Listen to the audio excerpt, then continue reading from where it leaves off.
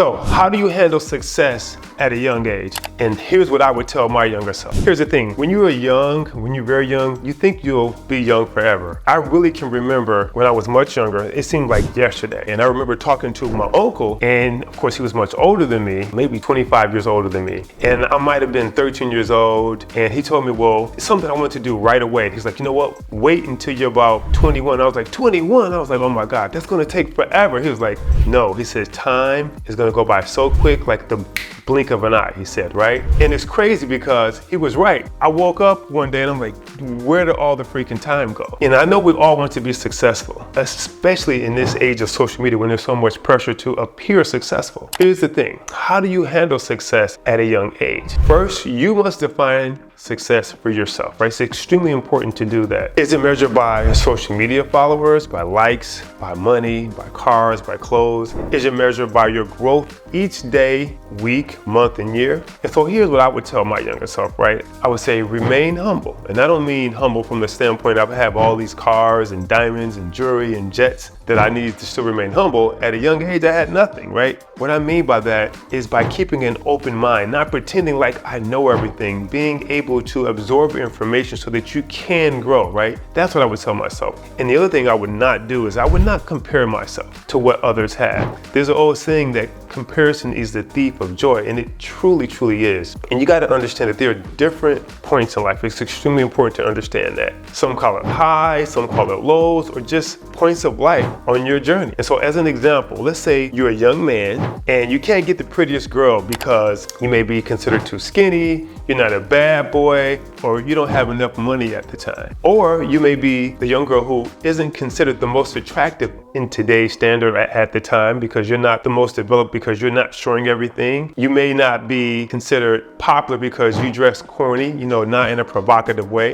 But you have to understand this. You can have perceived success right now or in the near future, and that's extremely important to keep in mind. And so I tell myself not to compare myself to others at a young age. Success doesn't have to be that or this minute when others seemingly are having their success at the time. So here's what I mean. I remember in high school in Detroit, Michigan, where I grew up, and there were athletes that I admired and I would compare myself to, which is really unfair to me and unfair to them, right? Because they put the work in, they'd already gotten where they'd gotten because of who they were and what they've done. And who knows, I don't know what their backgrounds were. They could have been working their craft since they were in freaking elementary school. And now here we are in high school and I'm just comparing myself to them, maybe feeling envious or jealous of what they have, right? And so they were popular, right? They had more girls going after them at the time. Everyone wanted to be around them, right? They were athletes, first of all. They were bigger, stronger, and they were much more confident. But they also had coaches around them grooming them, right? And that's another thing that we don't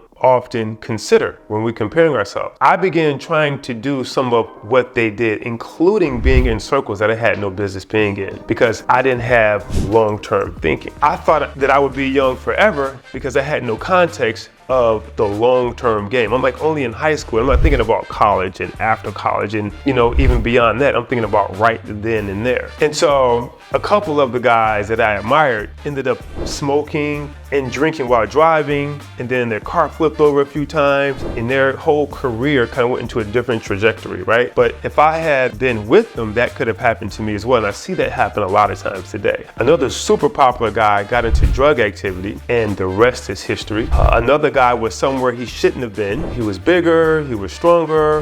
Other guys were jealous of him due to all the attention that he had received from sports and athleticism and attacked him with the bat at a particular club in Detroit, Michigan. And he came back with a vengeance. And I'm not gonna say what he did, but he got 20 plus years in prison as a result. He ended up losing all of his athletic scholarships, and beyond that, he just lost his freedom, like period. So imagine you go from being super popular, having all the attention, tons of women and even men, young men at the time, wanting to be around you. Then you lose all of that now to be locked in a cell with a bunch of dudes, right? So horrible, horrible, horrible way to go. But again, for those of us who are comparing ourselves, like myself at the time, if I had been with him at that time, right? Because I just wanted to be in the crowd, I could have possibly gotten my freaking head busted with the bat as well, or been with him when he actually went to get vengeance, right? Or revenge. So keep that in mind. Another guy who was a very, very, very popular, he got shot right? And he got paralyzed from the waist down. I mean, and this is in high school. So their moments of what they considered success were mine, and that's super important to understand.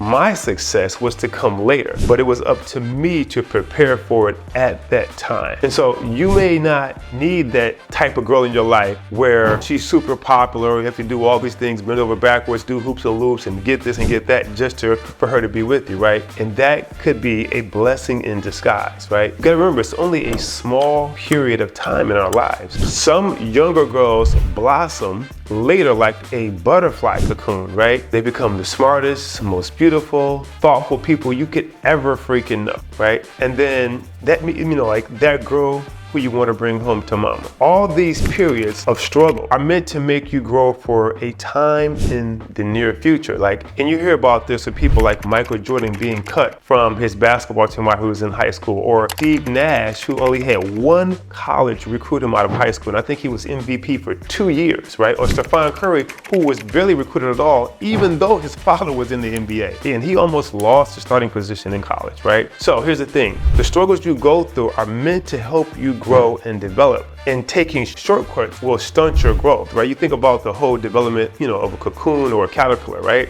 And if you go in and you stunt that growth, that process where they're kind of like struggling to, remove themselves from that cocoon, then you are going to stunt their growth. There is a reason and purpose that they're going through that, and there's a reason and purpose that you and I go through what we go through. So again, shortcuts can stunt your growth. Think about this. This is something super simple. Let's say, instead of thinking about taking the time to write a meaningful letter, let's say to your significant other, right? Which could be challenging, it could be painful, it's tedious, it could be a struggle for some people, but yet you take a shortcut and use AI.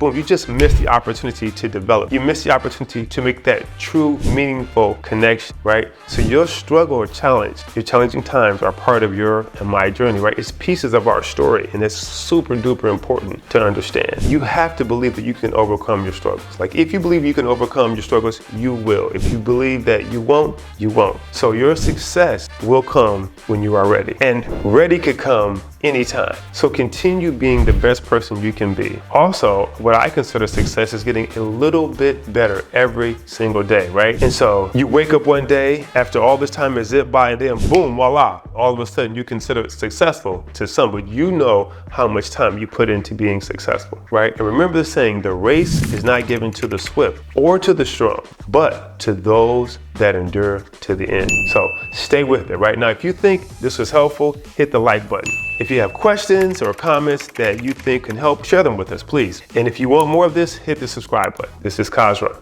Be good.